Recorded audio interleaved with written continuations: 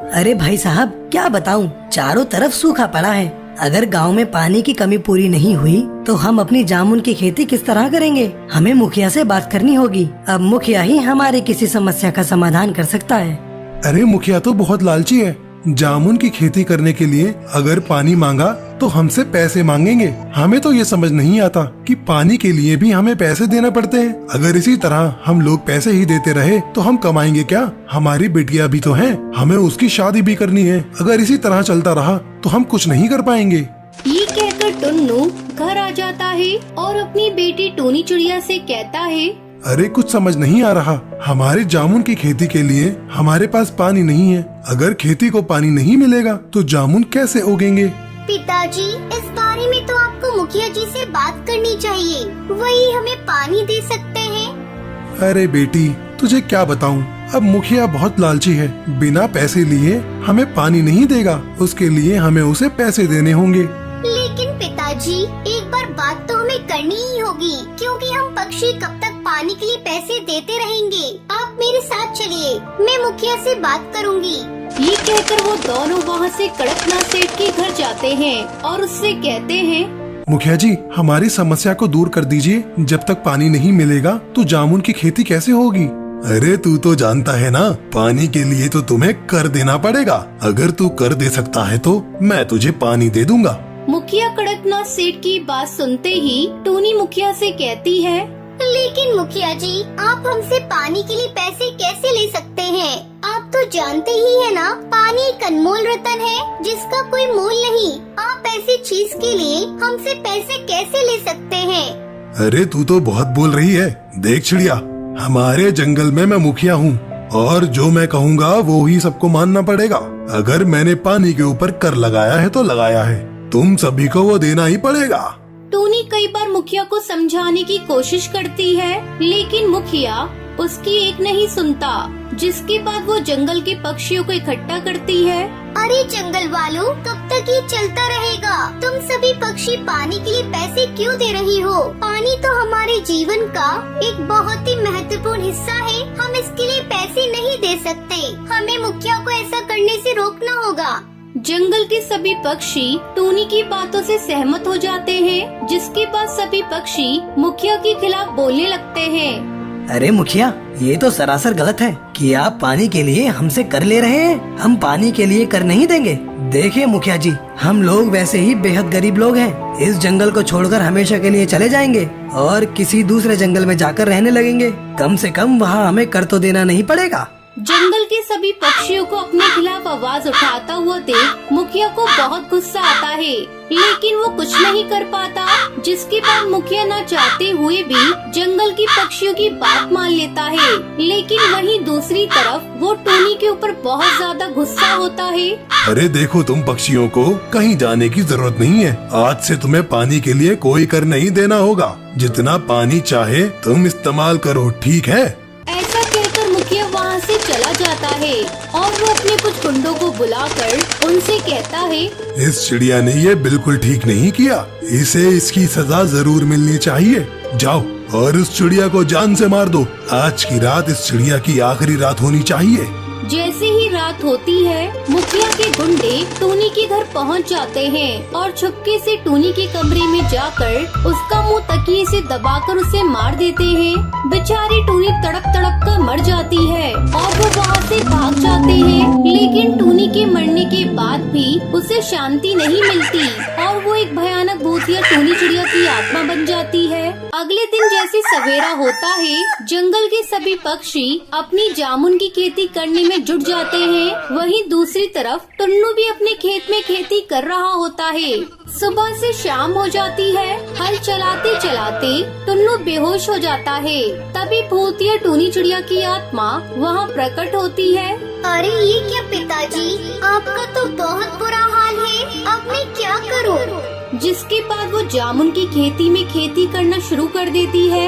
लगता है कि तबीयत बिल्कुल भी ठीक नहीं है, लेकिन कोई बात नहीं। जब तक पिताजी होश में आते हैं, तब तक मैं उनके हिस्से का काम कर लेती हूँ। भूतिया टूनी टूनी चिड़िया की आत्मा जामुन की खेती करती रहती है। तभी थोड़ी ही देर में टुन्नू को होश आ जाता है। अरे ये क्या, मेरे खेत में एक भूतिया चिड़िया की आत्मा खेती कर रही है?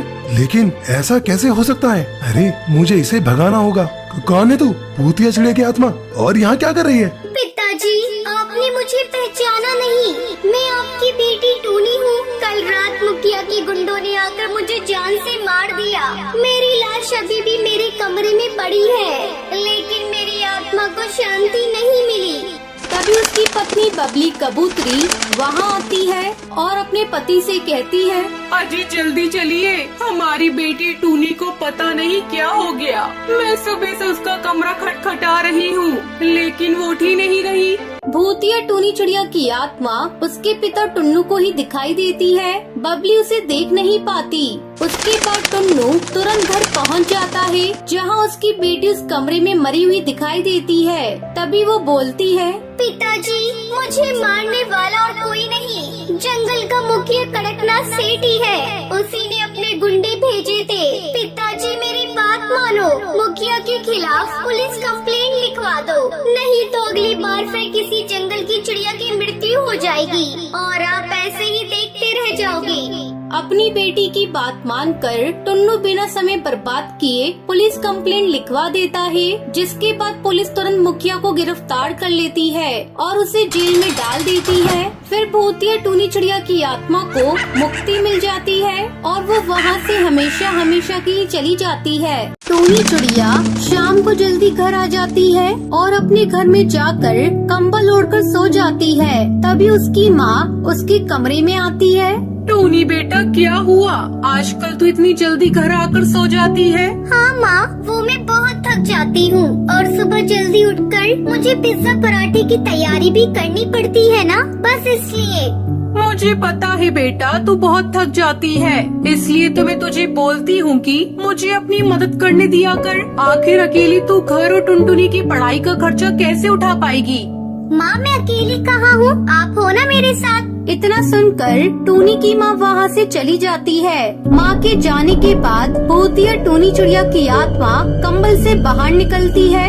माँ, 8 बजे के बाद मैं तुम्हारे सामने नहीं आ सकती, क्योंकि मैं एक भूतिया चिड़िया की आत्मा बन चुकी हूँ और अगर आपने मेरा असली रूप देख लिया तो आप डर जाएंगी और बस इसलिए मैं आपको अपनी मदद भी नहीं करने दे सकती, क्योंकि रात के 8 बजते ही मैं एक आत्मा बन जाती हूँ और सुबह के 5 बजे के बाद अपने चिड़िया रूप में आ जाती हूँ। मैं यहाँ एक मकसद से हूँ, जैसे ही मेरा मकसद पूरा होगा मैं यहाँ से चली जाऊंगी। इतना बोलकर भूतिया टूनी चिड़िया की आत्मा घर से बाहर निकल जाती है। तभी हरी तोता उसे घर के अंदर जाते हुए देख लेता है। हे भगवान, टोनी के घर में तो चिड़िया की आत्मा घुसाया है। कल सुबह होते ही मैं बबली को बताऊंगा। अगले दिन सुबह टूनी चिड़िया जल्दी से पिज्जा पराठा बनाकर तैयार कर लेती है और ठेला लेकर वहाँ से निकल जाती है। तभी हरी तोता टूनी के घर आता है। अरे बहन, तुम्हारे घर पर किसी भूतिया चिड़िया की आत्मा का साया है। मैंने खुद आज सुबह 5 बजे के आसपास तुम्हारे घर में तुम्हारी बड़ी बेटी टूनी के कमरे में से किसी चिड़िया की आत्मा को जाते हुए देखा था। हरी की बात सुनकर बबली घबरा जाती है। वहीं दूसरी तरफ टूनी जंगल में पिज्जा पराठा बेचने लगती है। पिज्जा पराठा ले लो, गर्मा गर्म पिज्जा पराठा, स्वादिष्ट पिज्जा पराठा, एक बार खाओगी तो बार बार आओगी। ये कहकर वो अपना पिज्जा पराठा बेचने लगती है। तभी उसे काफी देर हो जाती है। हे भगवान, मुझे जल्दी यहाँ से जाना होगा। 8 बजते ही मैं अपने असली रूप में आ जाऊंगी और सबको मेरा सच पता चल जाएगा। ये कहकर वो वहाँ से जाने लगती है। तभी भूतिया टूनी चिड़िया की आत्मा की नजर अपनी छोटी बहन टुनटुनी पर पड़ती है, जो अपने घर जा रही होती है। तभी कुछ पक्षी उसे परेशान करने लगते हैं। भूतिया टूनी चिड़िया की आत्मा अपने असली रूप में वहाँ आ जाती है। तुम लोगों को शर्म नहीं आती एक मासूम चिड़िया को छेड़ते हुए? भूतिया चिड़िया की आत्मा, भागो यहाँ से। हाँ, भूतिया टूनी चिड़िया की आत्मा, और अब तुम दोनों मेरे हाथों से नहीं बच सकते। तुम्हारी इतनी हिम्मत कि तुमने मेरी बहन को छेड़ा। भूतिया टूनी चिड़िया की आत्मा कालू और टुन्नू को मार देती है। ये सब देखकर टुनटुनी अपनी बहन से बोलती है, दीदी तू एक भूतिया टूनी चिड़िया की आत्मा है, पर तू आत्मा कैसे हो सकती है? ये सब क्या हो रहा है? मुझे कुछ समझ नहीं आ रहा। तू जानना चाहती है न टुनटुनी, मैं कैसे आत्मा बनी? तो सुन, जब तू अपनी पढ़ाई करने के लिए शहर गई थी, उस दिन रात में मैं पिज्जा पराठा बेचकर घर आ रही थी, तभी मेरा एक्सीडेंट हो गया। पर इस तरह से मरने के बाद मैं एक भूतिया चिड़िया की आत्मा बन गई और मैं तुम लोगों के साथ अपने असली रूप में रहने लगी, ताकि तुम लोगों को कभी पता ना चल सके कि मैं मर चुकी हूँ। अगर तुम लोग मुझे मेरे असली रूप में देख लेते तो मुझसे दूर भागने लगते, और मैं बस यहाँ तब तक हूँ जब तक तू अपने पैरों पर खड़ी नहीं हो जाती। जिस दिन तुझे नौकरी मिल जाएगी उस दिन मेरी आत्मा को मुक्ति भी मिल जाएगी। ये सब बातें टुनटुनी सुनकर रोने लगती है। ऐसे ही कुछ दिन बीत जाते हैं। टुनटुनी को नौकरी मिल जाती है, जिसे देखकर भूतिया टूनी चिड़िया की आत्मा बहुत खुश होती है और वहाँ से हमेशा के लिए चली जाती है। जंगल में सोनू चिड़ा अपनी बीवी टूनी और अपनी बेटी मीनू चिड़िया के साथ रहता था। वो सब एक साथ बहुत खुश थे। उसी जंगल में एक कालू नाम का कौवा रहता था। वो बहुत ही ज्यादा चालाक और बदमाश कौवा था। वो टूनी चिड़िया को परेशान करता था। एक दिन वो टूनी चिड़िया के घर जाता है। अरे टूनी चिड़िया, कैसी हो तुम? काफी दिनों से तुम्हें जंगल में देखा नहीं। कभी हमारे घर भी चक्कर लगा लिया करो, मुझ गरीब को खुशी मिल जाएगी।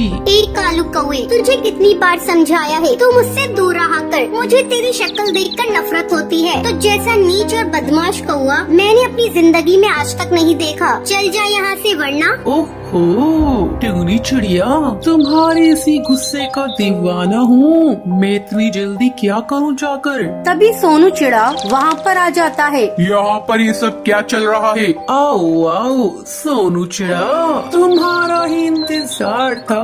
मैं बस टूनी चिड़िया से बातें कर रहा था। चलो मैं चलता हूँ, जल्दी वापस आऊँगा। ये कहकर कालू कौवा वहाँ से चला जाता है। टूनी चिड़िया रोते हुए सोनू चिड़ा से कहती है, मैं तंग आ गई हूँ इस कालू कौवे से। ये रोजाना मुझे परेशान करने आ जाता है। तुम कुछ करते क्यों नहीं हो? टूनी चिड़िया क्या करूँ? तुम जानती हो ये कालू कौवा कितना ताकतवर है। इसके खिलाफ जंगल में कोई भी नहीं बोलता है। ऐसे ही काफी दिन गुजर जाते हैं। एक दिन टूनी चिड़िया जंगल से पानी लेने के लिए जाती है। तभी अहम कौवे से पकड़कर अपने घर ले जाता है। आ गई टूनी चिड़िया तुम मेरे घर पर। मैंने कहा था ना जल्दी मिलेंगे। तुमसे मुझे कितने बदले लेने हैं, समझी तुम? छोड़ो मुझे कालू कौवे, जाने दो, वरना मैं तुम्हें मार दूंगी। टूनी चिड़िया, तुम्हारी ये ख्वाहिश मैं पूरी कर देता हूँ। तुम्हारी जान सिर्फ मैं लूंगा। तुम जानती हो 10 साल पहले कैसे तुमने मेरी बेइज्जती की थी। जब ही मैंने सोच लिया था तुझे जिंदा नहीं छोड़ूंगा। आज वो दिन आ गया है। ये कहते हुए कालू कौवा चाकू से टूनी चिड़िया को मार देता है। सोनू, मीनू। ये कहकर टूनी चिड़िया मर जाती है। इस हादसे को काफी साल गुजर जाते हैं। अब टूनी चिड़िया की बेटी मीनू चिड़िया बड़ी हो जाती है। वो अपनी माँ की तरह खूबसूरत थी। एक दिन पापा, मैं कॉलेज जा रही हूँ, आप प्यास से खाना खा लेना। मीनू चिड़िया अपने कॉलेज जा रही होती है। तभी कालू कौवा से देखकर उसकी खूबसूरती का दीवाना हो जाता है। ये तो टूनी चिड़िया की बेटी मीनू चिड़िया है। ये कितनी खूबसूरत है। तभी कालू कौवा उसके पंख पकड़ लेता है। छोड़ो मुझे कालू कौवे, जाने दो। माँ, पापा बचाइए। तभी टूनी चिड़िया की आत्मा वहाँ आ जाती है।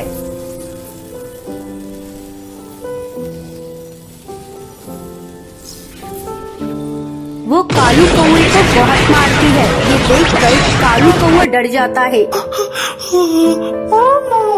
ये टूनी चिड़िया का भूत कहाँ से आ गया? इसे तो मैंने मार दिया था ना। एक कालू कौए, तूने मेरी तो जान ले ली, लेकिन मैं अपनी बेटी के साथ ऐसा कुछ भी होने नहीं दूंगी। समझा तू?